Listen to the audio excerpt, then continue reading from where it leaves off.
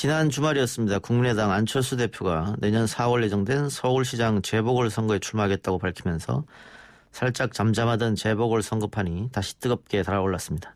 야권 단일 후보를 강하게 주장하고 있습니다만 그 방법과 시기 그리고 성사 가능성은 아직 물음표죠.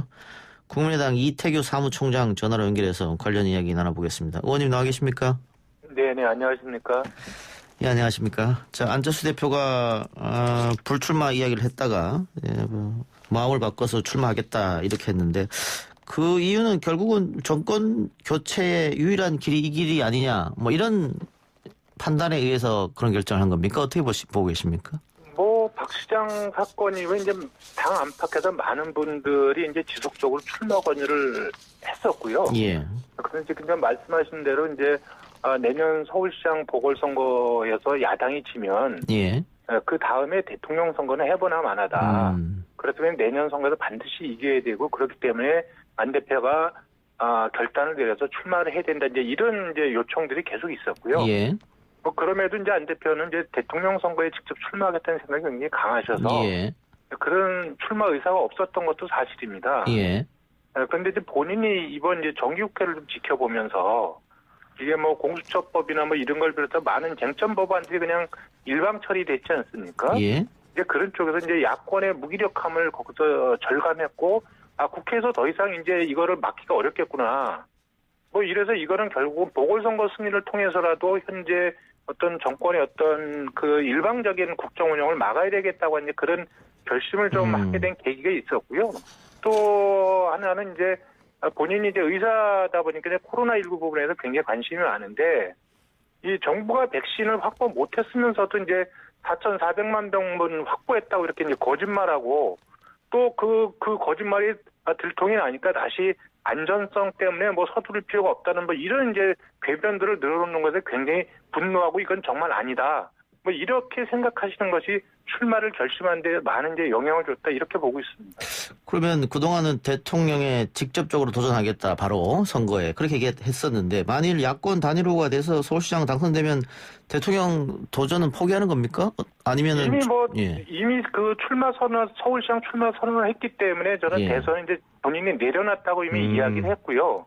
또 이제 내년에 만약에 서울시장에 당선이 된다면 그 후년 대선은 본인이 나가면 안 되고 정권 교체의 교두보 역할을 하겠다고 했기 때문에 저는 다시 본인은 그 시장의 재선에 도전하는 것이 맞다 이렇게 보고 있습니다. 알겠습니다. 근데 지금 어쨌든 서울시장 출마 의사를 밝혔기 때문에 가장 중요한 변수는 야권 단일화가 이루어지느냐. 뭐 일려 다야구도로 가면은 뭐 필패한다. 이것이 정가의 분석이니까요. 그런데 야권 단일화 이루어지려면은 어쨌든 기득권을 갖고 있는 국민의힘 쪽에서도 또 양보나 이런 게 필요할 텐데 잘 이루어지라고 보십니까? 어떻게 예상하고 계세요? 뭐 정치라는 게 특히 이제 후보 단일화 이 부분은 이제 상대가 있는 게임이니까 이것이 뭐 어떤 당위성에도 불구하고 이것이 물 흐르듯이 이렇게 순탄하게 될 거라고 생각하지는 않습니다. 그렇지만 지금 이제 사회자도 말씀하셨지만 그 일려 다야구도는 이제 야당이 이기기가 굉장히 어렵기 때문에 그리고 내년 서울시장 선거에서 야권이 패배하면 대선도 없다는 그런 절박감. 그리고 반드시 정권 교체에서 어떤 소명의식, 이런 걸 가지고 저는 야권에 있는 모든 분들이 저는 이제 임해야 된다고 보는 거고요. 그래서 지금은 이제 그 단일화에 대한 어떤 그 당일성에 대해서만 공감한다면 내년 초부터 이제 여야의 후보들이 좀 더 구체화되지 않겠습니까?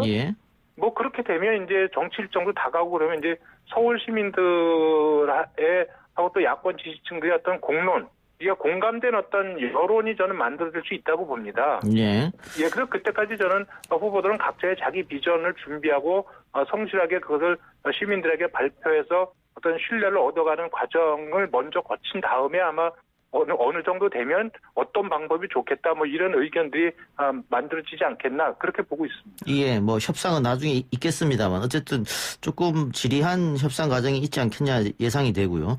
국민의힘의 일부 의원들은 안철수 대표가 입당을 하던가 아니면 뭐 통합을 하던가 그래서 통합 경선 이야기를 하는 것 같아요. 거기는 어떻게 보세요?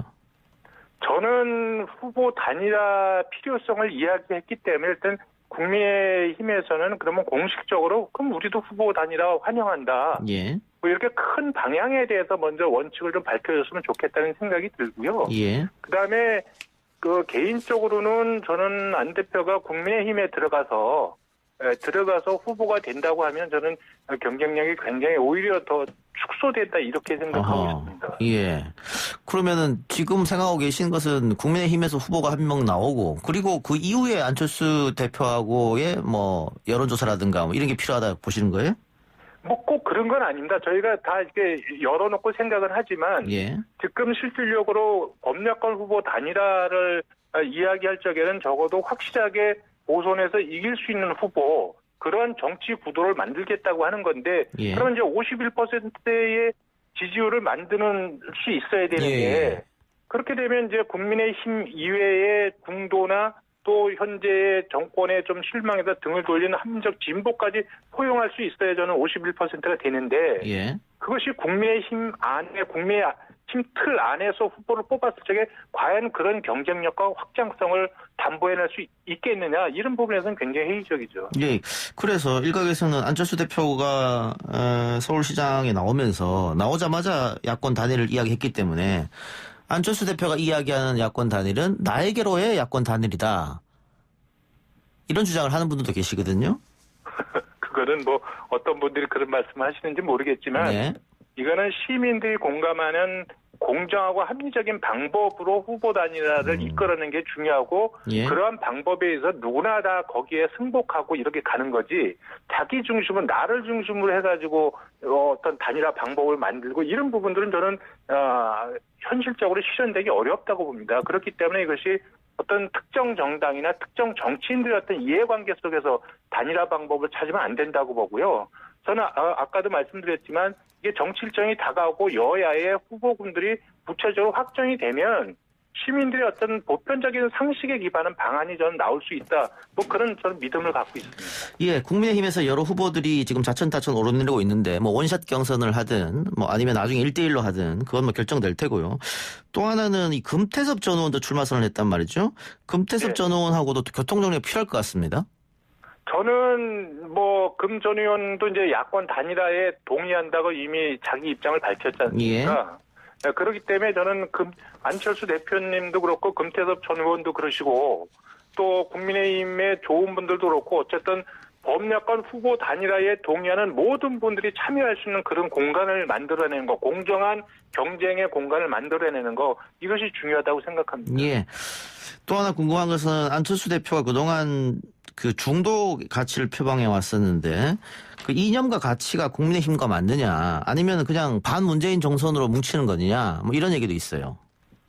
뭐 이것이 이제 아주 그냥 그 강경 보수나 어떤 강경 진보나 뭐 이런 부분들에 있어서는 이제 어떤 그 가치나 이념에 있어서 스펙트럼의 차이가 많이 있을 수 있다고 보지만 예. 저는 이제 중도 실용의 가치라는 부분은 합리적 진보나 개혁적인 보수나 뭐 이런 부분들하고는 서로 융합되고 상호 보완 발전적인 요소를 갖고 있다고 보거든요. 예. 그래서 얼마든지 저는 이거는 연대와 협력이 가능하다고 보고요. 예. 또 그리고 이제 그 이전에 지금 중요한 것은 현재 정권의 어떤 무능과 폭주 이걸 좀 막는 데 있어서의 모든 법야권의 양심적인 힘을 모으는 게 더 중요하다 이렇게 보고 있습니다. 예. 국민의힘 김종인 위원장이라든지 그쪽 인사들과의 어떤 만남도 생각하고 계실 텐데 아직 접촉은 없으신 거죠? 접촉은 없고 이제 출마하는 과정에서 안 대표가 여러분들한테 아마 전화로 출마 사실은 알린 걸로 제가 그렇게 알고 있습니다. 예, 타임라인 어떻게 예상하십니까? 언제쯤 단일화 관련 협상이 이루어질 것 같습니까? 그거는 뭐 아까도 제가 말씀드렸지만 일단 이 부분 정치라는 게 상대적이고 또 상황의 규정을 받는 거기 때문에 예. 일단 지금 여당 같은 경우는 지금 저기 출마하겠다고 하는 후보가 한 분밖에 안 계시잖아요. 예. 그리고 또 좀 더 유력하다고 이렇게 평가받는 분은 아직 입장 표명이 없는 거고요. 예. 또 지금 국민의힘도 현재 5분인가 이렇게 나와 계시지만 또 추가로 더 나올 수도 있는 거 아니겠습니까? 예. 근데 그런 모든 분들이 이렇게 다 정리가 되면 그때쯤 되면 자연스럽게 어떤 공론이 형성될 거다 이렇게 보고 있습니다. 그런데 그 협상 과정이 글쎄 그렇게 꼭 순탄하게 이루어질 것은 아니라고 보고요. 그렇다면 후보가 늦게 선출되는 게 전략적으로 좋은지 단일 후보가 좀 빨리 선출되는 게 좋은지 뭐 그런 전략적 판단도 하실 거 아니겠어요? 근데 그 전략적 판단이라는 것이 저희가 한다고 그것이 되는 것이 아니고 상대가 있는 거 아니겠습니까? 국민의힘의 입장도 있는 거고 또 금태섭 전 의원의 입장도 있는 것이고 그렇기 때문에 이거를 이제 정치인들한테 맡기기보다는 어쨌든 이 내년 서울시장 보궐선거에서는 야당이 꼭 이겼으면 좋겠다고 하는 분들의 자연스러운 저는 그 요구와 어떤 결집된 의견들이 저는 표출될 거라고 봅니다. 예. 서울시장 보궐선거는 국민의당에서 안철수 대표가 나오기로 했고 부산은 어떻게 되는 겁니까? 부산은 저희는 지금 후보는 없습니다. 지금 그럼 후보를 내지 않을 작정이십니까? 저희가 거기서 지금 저희 당 입장에서는 전략적으로 이미 당대표가 서울시장 보궐선거 출마를 선언했기 때문에 여기에 모든 역량을 여기 쏟아붓는 것이 맞다 이렇게 생각하고 있습니다. 예. 그러면 부산은 국민의힘을 좀 지원하는 방안 그런 생각도 하고 계세요? 그 부분은 아직 논의된 바는 없습니다. 다만 이 부분도 이제 그 서울시장의 후보 단일화하는 과정 속에서 이게 어쨌든 부산시장 부분에 대해서 국민의힘이 부산 쪽에서 갖고 있는 역량을 어떻게 활용되고 어떻게 상호 협력 관계를 할 것인가 한번 같이 좀 논의가 되지 않겠는가 이렇게 예상은 좀 하고 있습니다. 알겠습니다. 정치 현안도 조금만 여쭤보죠. 변창흠 국토교통부 장관 후보자에 대한 인사청문 보고서 아직은 채택이 안 된 상황인데 여당은 전체적인 업무 수행 능력을 중심으로 판단해달라. 그러니까 막말 파동이 있었긴 하지만 그게 국토교통부 장관의 직책을 수행하는데 꼭 결격 사유가 되는 거냐 이런 이야기인 것 같아요. 그건 이제 여당이 늘 하는 이야기인데요. 그리고 또 현재 문재인 정권이 이제 그동안의 여러 장관 후보자들 인사청문회 과정에서 어떤 여러 가지 부도덕한 부분들이 나왔고 야당이 반대했지만 다 임명을 강행했어요. 이게 어제 오늘의 문제가 아닙니다. 그렇지만 저는 결국 이게 정권의 무능만 더 드러내고 민심 위반을 저는 가속화시키는 요인으로 작용할 거다. 결국은 선거에서 국민이 판단하실 문제겠지만 이렇게 하는 부분이 현재 정권에 무슨 도움이 되는지 저는 야당 의원으로 정말 이해가 안 된다. 조금 더 야당의 의견을 좀 받아주고 국민의 마음을 조금 이렇게 좀 보듬어주는 그런 인사를 좀 하시면 안 되겠느냐. 전 이제 그런 거를 조금 대통령과 여당에게 좀 부탁드리고 싶습니다. 의원이 봤을 때는 변창흠 후보자의 막말 논란이 문제입니까? 아니면은 이분을 만일 국토교통부 장관의 수장으로 올렸을 때 지금까지 실패했다고 하는 부동산 정책이 연속해서 안 좋을 것이다. 이렇게 판단해서 반대하시는 겁니까? 어떤 게 더 문제입니까? 일단 인성과 자질에서 고위공직자로서는 절대 부적격이고요. 또 이제까지 부동산 정책 실패에 상당 부분의 핵심적인 역할을 해왔던 사람입니다. 그런 사람을 지금 후임으로 한다면 차라리 지금 김현미 장관을 그대로 두는 것이 오히려 더 낫다고 생각합니다. 하나만 더 여쭙죠. 코로나19로 전 국민이 어려운 상황인데 아까 백신에 대해서 또 비판적인 이야기를 해주셨고 결국은 정부가 자랑했던 K-방역은 실패했다. 현 시점에서는 그렇게 보고 계십니까? 저는 정부가 그걸 원했던 건 아니지만 저는 굉장히 안이하고 방심했다. 이거는 분명하다고 생각을 합니다. 왜냐하면 전문가들이 올 초부터 가을 겨울의 대유행을 경고했고 그렇기 때문에 병상 확보나 의료 인력 확충이나 백신을 확보를 철저히 해야 된다고 굉장히 많은 이야기를 했습니다. 근데 지금 정권이 보여주는 모습은 그 부분을 하나도 안 했다는 거가 드러난 거거든요. 이 부분에 대해서는 정권은 제가 볼 때는 굉장히 비판받아야 되고 거기에 책임자가 있으면 책임을 물어야 된다 이렇게 생각합니다. 알겠습니다. 의원님 오늘 인터뷰 여기서 마치겠습니다. 네네 고맙습니다. 지금까지 국민의당 이태규 사무총장이었습니다.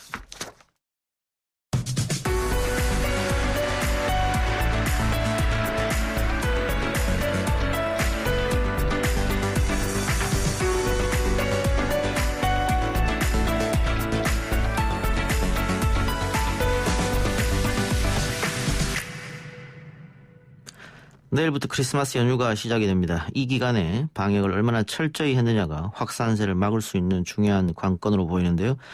정세균 국무총리는 오늘 시작된 11일간의 멈춤을 국민 모두가 한마음으로 동참해 주기를 호소했습니다. 이번 연말 코로나 확산을 막기 위한 대책 어떤 것들이 있는지 백순영 가톨릭대 의대 명예교수와 이야기 나눠봅니다. 교수님 안녕하십니까?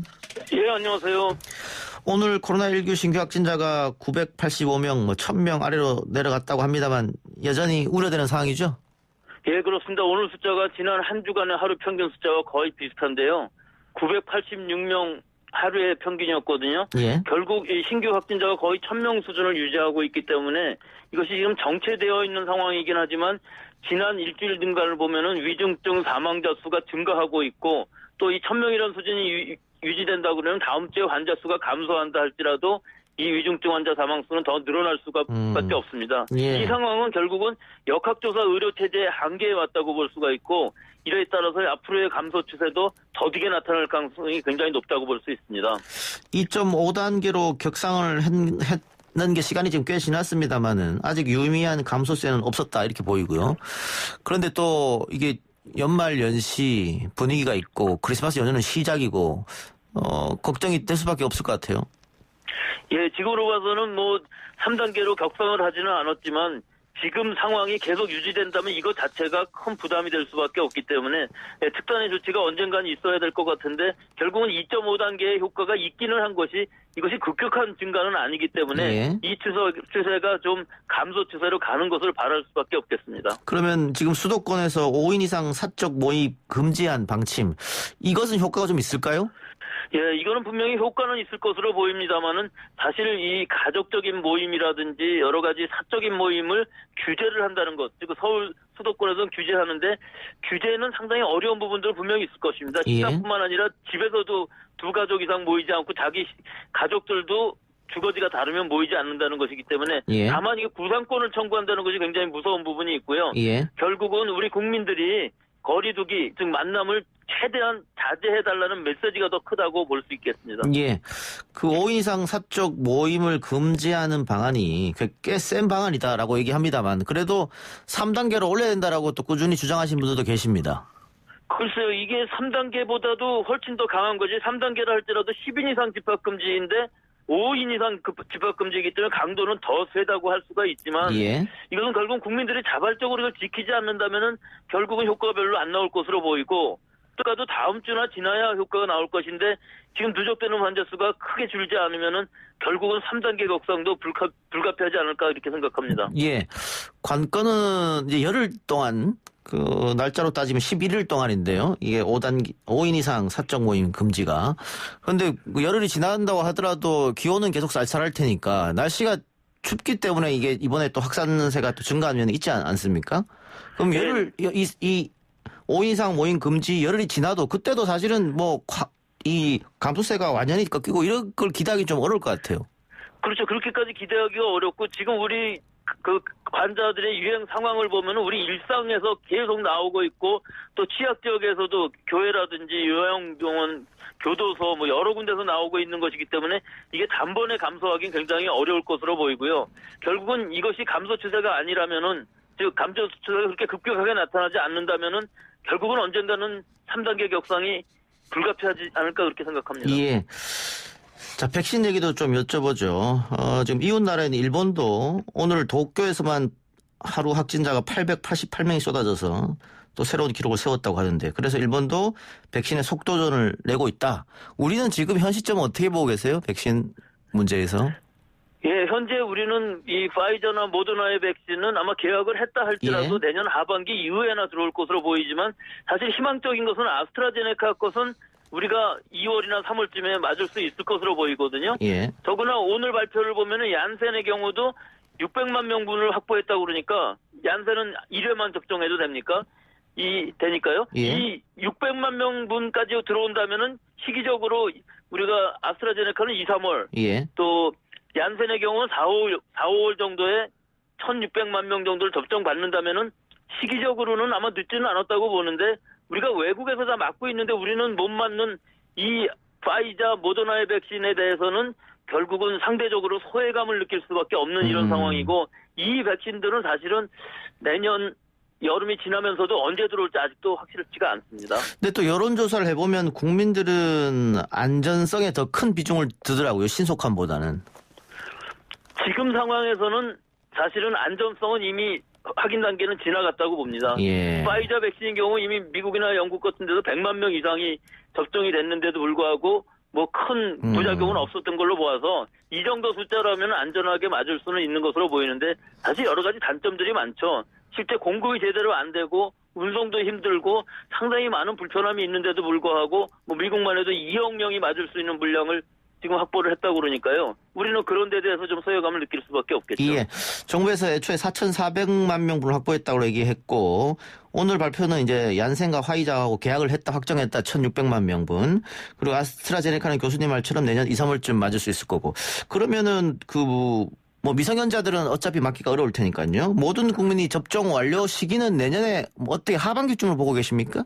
그렇죠. 내년 하반기쯤이 될 텐데 일단 이 1,600만 명이라는 것이 뭐 다 확정은 안 됐습니다만은 가능성은 굉장히 높죠. 예. 얀센의 경우도 뭐 1월이면 FDA 승인을 받을 것으로 보이기 때문에 1,600만 명 정도는 확실히 확보가 됐다고 볼 수가 있는데 그 이외에 나머지 한 1,500, 600만 정도가 더 맞아야 우리가 집단 면역이 될 텐데 예. 이 부분의 것은 뭐 코백스 퍼실리티라든지 뭐 다른 노바백스라든지 이런 것들이 아직 확정적이지가 않기 때문에 그 이후에 얼마나 맞을 수 있는지 아직은 불확실합니다만은 사실 시간이 지남에 따라서 다 분량은 들어올 것으로 보여서 우리도 여름 지나면서는 막 가을 추위가 오기 전까지는 집단 면역이 가능하지 않을까 그렇게 예상을 해봅니다. 지금 방역 당국이나 정부도 어쨌든 그 내년에 찬바람이 불기 전까지는 완료한다는 목표 아니겠습니까?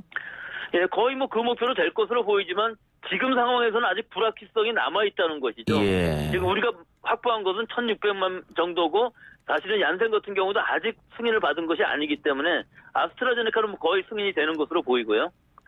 그러면은 내년 1년 내내 또 꼬박 뭐 손 씻기라든가 또 개인 위생이라든가 마스크 착용이라든가 계속 해야겠습니다. 예, 그렇기는 합니다만 사실은 이 1,600만 명이라는 즉 의료진부터 시작해서 기저질환자, 노령자들만 먼저 맞아도 사실은 위중증 환자라든지 중환자가 상당히 많이 줄 수 있기 때문에 예. 조금 더 우리가 좀 마음 놓고 지낼 수는 있는 상황은 될 수 있겠죠. 영국에서 전염력이 강한 변종 바이러스가 퍼지고 있다. 이거는 저희가 우려할 부분은 아닌가요? 어때요? 이게 우려할 만하기는 하죠. 예. 지금 영국에서 유행하고 있는 이 바이러스는 우리 몸의 이 세포에 직접 결합하는 돌기 단백질의 수용체 결합 부위라는 데 변이가 있기 때문에 전파력이 굉장히 강하고 어린아이에도 감염이 되는 이런 특성이 있다고 밝혀져 있는데 아직까지도 이 바이러스가 뭐 독성이 더 강해졌다든지 혹은 백신을 무력화할 정도는 아니라고 보고는 있지만 좀 더 이제 연구가 진행되어야 하겠죠. 하지만 앞으로 시간이 지나면서 어떤 변종이 나올지는 아무도 예상할 수가 없기 때문에 예. 내년 안으로 이런 새로운 아주 강력한 이런 변이주가 나오지 않기를 좀 바라는 것밖에 없습니다. 예, 알겠습니다.